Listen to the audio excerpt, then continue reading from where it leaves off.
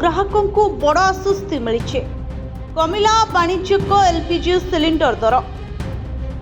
प्रकृत में तैल विपन्न कंपनी गुड़िक एलपीजी सिलिंडर मूल्य रे एक बड़ ह्रास कर।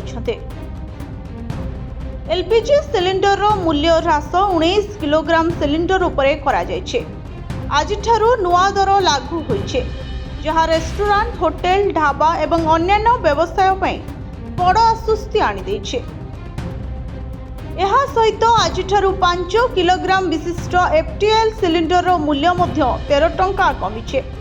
वर्तमान दर विषय कहबाकू गले दिल्ली रे 3113 टंका मिलुथुबा वाणिज्यिक एलपीजी सिलिंडर एवं सस्ता होइछे एवं एबे 2930 टंका उपलब्ध अच्छे।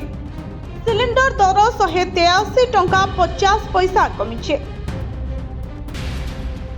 किंतु एथर मध्य घरोई रोषेई घरे व्यवहृत 14 किलोग्राम एलपीजी सिलिंडर मूल्य स्थिर रखा जायछे। ईरान संघर्ष एवं पश्चिम एशिया संकट जोगु सृष्टि होइतिबा जोगाण समस्या मध्यरे वाणिज्यिक एलपीजी मूल्य क्रमागत भावे वृद्धि पाइबारे लागितला। एही लगातार दर वृद्धि परे वर्तमान एही मूल्य ह्रास करा जायछे। एही संप्रति दर ह्रास जोगु वाणिज्यिक एलपीजी सिलिंडर व्यवहार करुथुबा रेस्टोरेंट, होटेल, ढाबा एवं अन्यान्य व्यवसायर खर्च कमिबो बोली आशा करा जाउछे। वर्तमान 1 जुलाई 2026 रे दिल्ली एवं अन्यान्य सहर गुड़िकरे 19 किलोग्राम वाणिज्यिक सिलिंडर मूल्य ह्रास करा जायछे।